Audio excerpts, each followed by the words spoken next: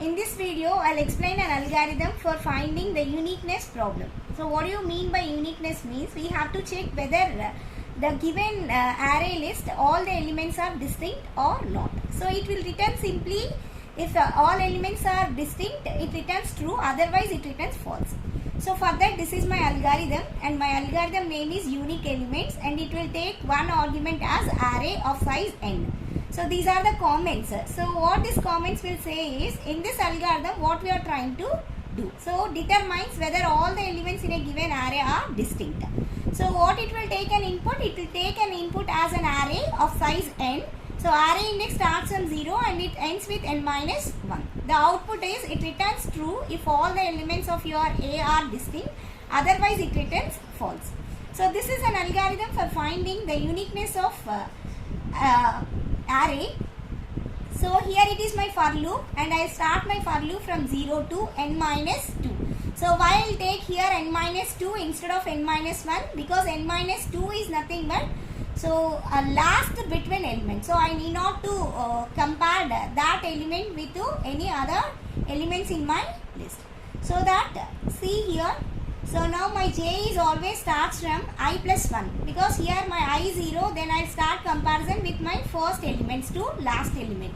If my I is 1, then I will try to compare my all the remaining elements from second positions to the end of my list. So because of that, I will take my for loops like this. So simply the logic is, here you have to take each and every position of an element, and then you can compare with all the remaining elements of your array. So initially I is 0, then I 0, your j becomes to 1. So then it will check A of 0 position element to A of 1 position element. Whether it is both are same or not, it will find. If it is same, then it returns simply false. Means your list is not a distinct list. So otherwise it returns means it complete the entire iterations, and then it will decide whether it is true or false. So now I'll explain through a simple problem. So this is my array of size 5. Here my n is 5, and I have 5 elements in my array: 18, 20, 35, 20 and 50. So you are finding of that here the 20 is duplicated. So now this array is not a distinct. So how your algorithm will return false for this array of elements. So in a first iteration, your I starts from 0 and your j becomes to I plus 1. Now it becomes to 1.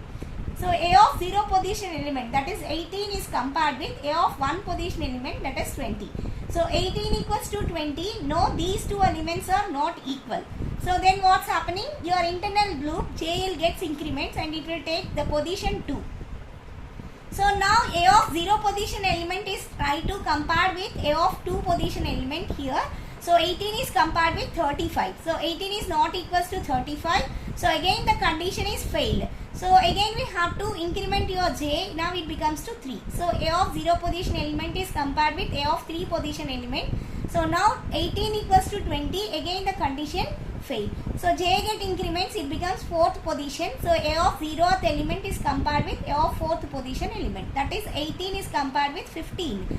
So both are not equal. So now in this iteration we are finding that 18 is not duplicated in your remaining list. So after this we are not taking a decision. Like you have to compare the first element with all the remaining 3, and the second element with all remaining 2, and the third element is with the fourth element. Then only we can decide whether your list of elements are distinct or not. So now in second iteration, so your j it is terminated, because after this fourth iteration now your j becomes to 5. 5 less than 5 condition is becomes failed. So now it exits from internal loop, it comes to the outer loop. So outer loop is I. So I is previously 0, now it is incremented, it get position as 1. So now j becomes to 2. Why? Because j equals to I plus 1. If I is 1, definitely j is 2. So now A of 1 position, that is 20, is compared with 35. So 20 is not equals to 35. So that the condition is failed. So now j again it gets increment, it takes a position of 3. So now A of 1 position element is compared with A of 3. So 20 is equals to 20. Yes. So now we are finding the duplicate element in your list. So once you find one duplicate at least in your list, then that list is not a distinct. You need not to find whether the remaining elements are duplicated or not. You just simply return false. So now we'll see how to find the time complexity for this algorithm. So now we are finding the worst case time complexity here, because so when you have n elements in your array, so you have to compare all the elements, then only you can take a decision whether all elements are distinct or not in a worst case. Because see, suppose the last before element is duplicated with the last element, then we have to do all the remaining things. So because of that, here we are trying to find the worst case situation. So here we are taking two loops. So your I starts from 0 to n minus 2 and your j starts from I plus 1 to n minus 1. So how many basic operations have in this algorithm? We just make a comparison. So we have only one operation. So that's why this is 1. And after that you can solve this simply this summations by using the rules and equations. So now this is a rule, that is upper limit minus lower limit plus 1. So you can use this. So here see, I want to eliminate this one. So for that I can use this formula. So now I equals to 0 to n minus 2. So now I want to eliminate this. My lower bound is L, my lower bound is I plus 1 and my upper bound is n minus 1. So I'll take upper bound minus lower bound. So n minus 1 minus I plus 1. Plus 1 is given in this equation, and after that it will be n minus 1 minus I, minus of plus is minus 1 plus 1. So minus 1 plus 1 get cancelled. Now I get n minus 1 minus I. So because of this rule, so like if we have an equation like summation I0 to n minus 1 constant with AI BI, then you can simply separate it into two equations like sigma I0 to n minus 1, and you can take your constant outside. Here the constant is 1, right? So don't think like no constant is there. Here nothing is there, is nothing but the constant value is 1.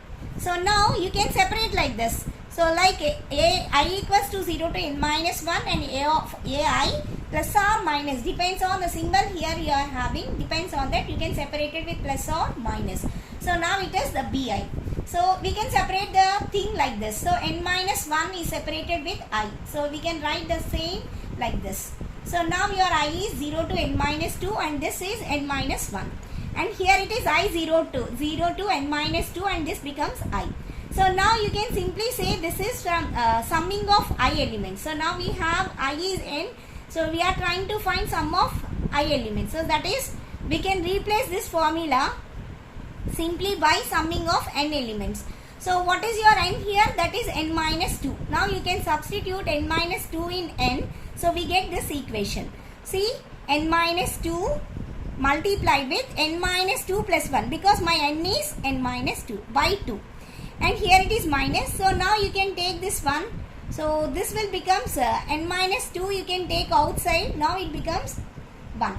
So now I0 to n minus 2, this is becomes to 1. Then you can apply this formula, upper limit minus lower limit plus 1. So your upper limit is n minus 2 and your lower limit is 0. And you can add 1 to that. So now it is becomes to n minus 1. Because see here minus 2 plus 1 is there. So you have to take n minus 1. And this is n minus 1 you can take directly here. So now you can take entire this equation n minus 1 as common. So now it is n minus 1 and all the remaining terms are n minus 1 minus n minus 2 by 2.